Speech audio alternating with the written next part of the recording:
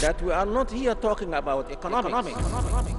We are not talking about economic activities. We are talking about the philosophy or the theory behind those economic activities. We are not talking about the capitalist system, but about the theory behind that system.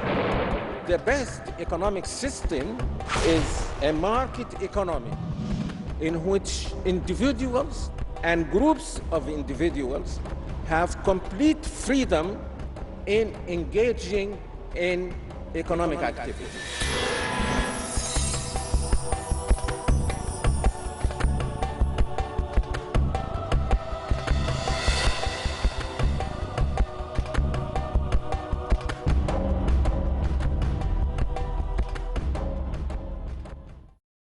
Question from the brother section, please, inshallah. Assalamu alaikum. My name is Arif Siddiqui. I am an ex-banker.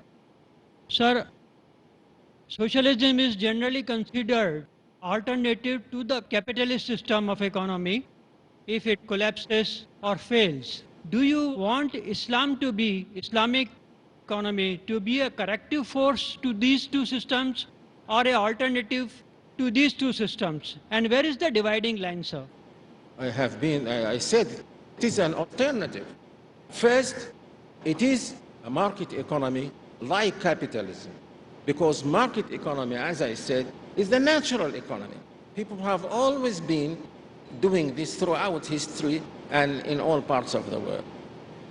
Socialism was there, which prohibited this, was an exception, and it did not succeed.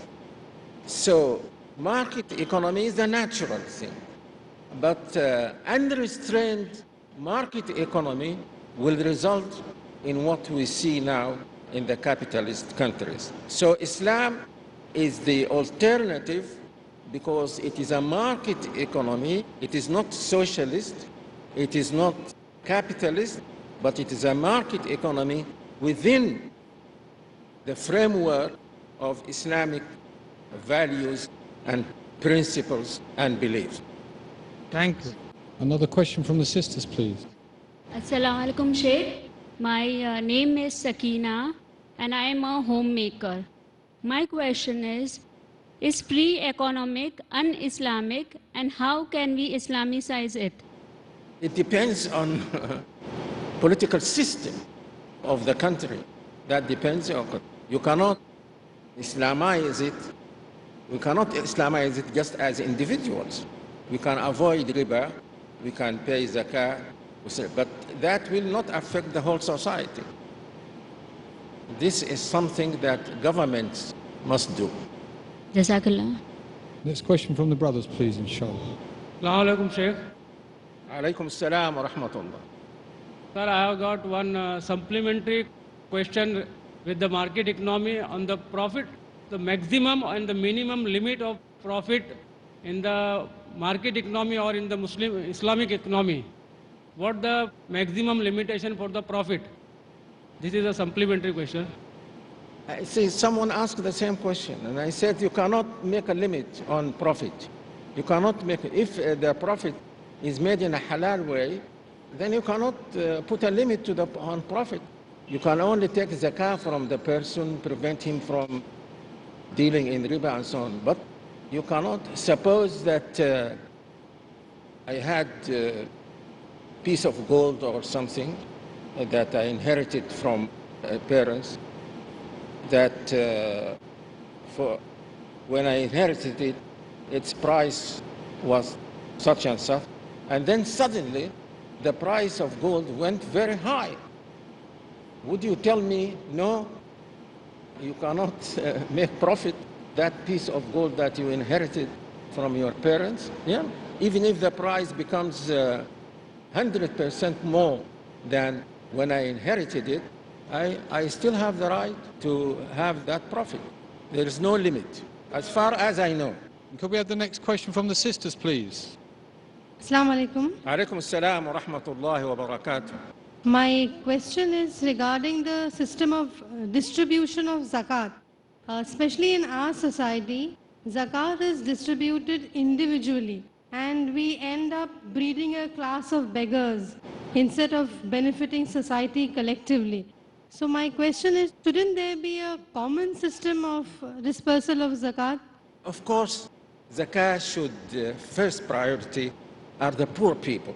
If there are poor people who do not find something, there is no health care for them or so, zakah goes to them first before anything else. But some people are suggesting something like what you said. They say instead of just distributing zakat to individuals, why not? And I think that something like this is now happening in the Sudan, that zakah is used to create something like companies and so on, which will generate more money, and that will be interest of the people. It's just instead of just distributing it to individuals every year. I think there is no objection to that. Jazakallah. Next question from the brothers, please. Assalamu alaikum wa rahmatullah. In your talks, you said that capitalist economy is market economy and Islamic economy is also market economy. So do you mean to say that the difference between the two economies or the two philosophies is very less? I mean, it is just the abolishment of riba and establishment of zakah, or there are wider differences? And could you please enumerate if the differences are more? Could you enumerate all the differences between the two alternatives? I said, I criticized the capitalist economy. I said that it is based on a theory which says that individuals and groups of individuals must be given complete freedom to do what they want, just like the people of Shu'aib, just like what the people of Shu'aib demanded. Complete freedom to engage in economic activities. And in Islam, there are restrictions. Then I gave examples of the restrictions. But the main difference is that this philosophy says complete freedom for individuals, and Islam says that there must be restraints. And the second most important difference is in the kinds of restraints, because, as I said, practically there were restraints in the capitalist society. There were. Things would not have worked without the restraints. But so the second difference is in the kinds of restraints that are made. And I think I said the basic kind of restraint is that according to Islam, everything is geared to help the poor and the needy. That is the main thing. Of course, then there are expenses on other things like jihad and so on. But the main objective is to help the poor. So of late, we have been hearing a lot of charities from the capitalist society. Of late, we have been hearing, like we have heard of Bill Gates Foundation and Warren Buffett giving away a lot of considerable portion of his wealth towards poor. So how do you weigh these charities in terms of in Islamic economic perspectives? Like, are they becoming closer towards Islamic philosophy? There is no contradiction between having charities and being a capitalist economy, because the capitalist economy gives you the right to do what you want with your wealth. So if you want to spend that wealth to help the poor and the needy, then there is no objection, there is no contradiction between that and the capitalist philosophy. And it is because of these things that the capitalist economy has been surviving. If there were no charities, if everyone was free to look just after his or her own self-interest, as I said in my speech, things would have been disastrous. There are, of course, charity organizations in the Muslim world, and the most important, that of zakah. When people give zakah, this is the most important charity that Muslims have in the Muslim. But there are other kinds of charities, there are other organizations, and there are so many ahadith of the Prophet ﷺ which encourage us to help the needy, and in the Quran also. And There are details of this. You care for your neighbors, for the orphans, for your parents, your relatives, and so on. Jazakallah khair. Another question from the sisters, please. Assalamu alaikum. I'm Shama. I am a teacher. My question is, what is the greater evil, capitalism or communism? It seems that the greatest evil was communism. Communism was the greatest evil. First, it is something that is very unnatural to prevent people from buying and selling and saving and so on. In capitalism, at least as a market economy, it is nearer to the truth. It is nearer to the natural way of economic activities. Now, yes. Assalamu alaikum. My name is Ammar Yasir from Asansol. Business is my profession. Sir, as you have said, Islamic economy is the market economy.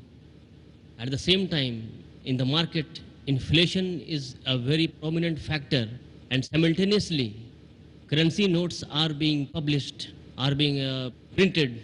In the Islamic economy, is the printing of currency notes without the gold standard allowed? This is the question, sir. I remind you for the third time, this topic is not about economics. It is about the philosophy on which economics is based. So please don't ask me detailed questions about economics, whether Islamic or non-Islamic. But in answer to your question, I say yes. Yes, many people are saying, yes, you can do this. Some Muslims do say this. No. Assalamu alaikum. I'm Asya Khan. I'm a medical student. What can we as lay Muslims do to establish a riba-free society? Riba-free society, you must have a political system that helps you to do this. You cannot do this just as individuals. Of course, the more individuals avoid riba, the better you come to the ideal of a riba-less society. But if you are, whether you are Muslims or non-Muslims, if you are living under a system that is capitalist, or that is very much influenced by capitalism, or that does not abide by the Islamic economic principles, you will always have riba. But I repeat that even if you did not have riba, still there will be problems. Riba, the prohibition of riba by it will not solve all the problems. Assalamu alaikum. In this world of cutthroat competition, any financial earning requires some inputs. For example, time, money, efforts. A full-time da'i cannot avail much time for his business or for his service. So, what you will recommend for female counterparts of female members of a full-time da'i? There should be no da'i like this. You have a duty towards yourself and towards your family, so you must work. If you belong to an organization which helps the da'i and which helps you with money to go and make da'wah, that's okay. But you don't say, and I saw some people like this in some parts of the world. I saw some people like this. They say, I'm a da'iyah, and so I am busy, so they don't work, and then they go and collect money from, what is it called in America? Anyway, in Britain, in the United States, and so on, people are giving someone else people. So they don't work, and then they go and beg governments to give them money. I don't think that this is good.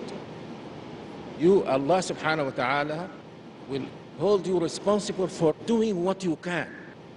Doing what you can. So you must work, you must earn money, and spend that money on yourself and on your family, because you have a duty towards them.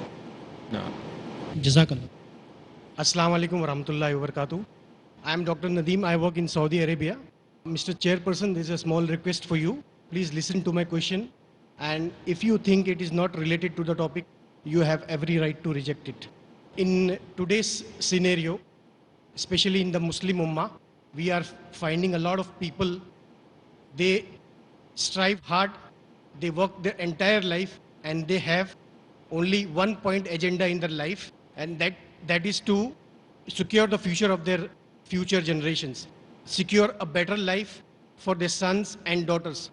They strive hard for the whole life, and they amass wealth just to make the future of their children, especially the sons and daughters, just to make life comfortable, and one point agenda that they don't have to work, they don't have to strive. And if you see the beautiful Islamic history, we have examples of Hazrat Umar and Hazrat Abu Bakr and Hazrat Hamza.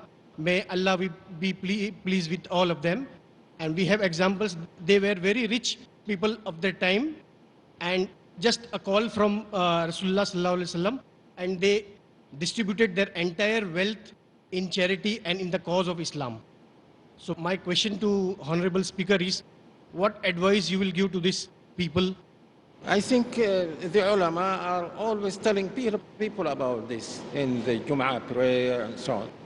But if a person is earning his money in a halal way, and he is giving zakah, and is avoiding riba, and so on, then I cannot tell them that the big amount of money they have is not Islamic. Of course, it would be better if they spent some of their money for the sake of Allah subhanahu wa ta'ala. And many people are doing this. Many people are doing this. For example, this conference wouldn't have been possible without donations from some rich people in the Muslim world. So there are people. But you do not expect every rich person, even if they are Muslims, to give all their wealth and be like Abu Bakr, radiallahu anhu. Even Umar at first, he did not give all his wealth. It was Abu Bakr who gave all his wealth. Jazakallah. We have a question from the brothers. Assalamu alaikum wa rahmatullah, Sheikh. My name is Mutawassim ibn Hussain, and I'm a media student. Sheikh, my question to you is that, yes, we alhamdulillah have a very beautiful economic system which Allah has given to us, Islamic economic system. Sheikh, so how can we, and as you said that the capitalist as well as the socialist economy is a failure as it is. So Sheikh, can we do like that, Sheikh, we present these Western countries with our Islamic economic system so that we can give them dawah? It could be a call to Islam.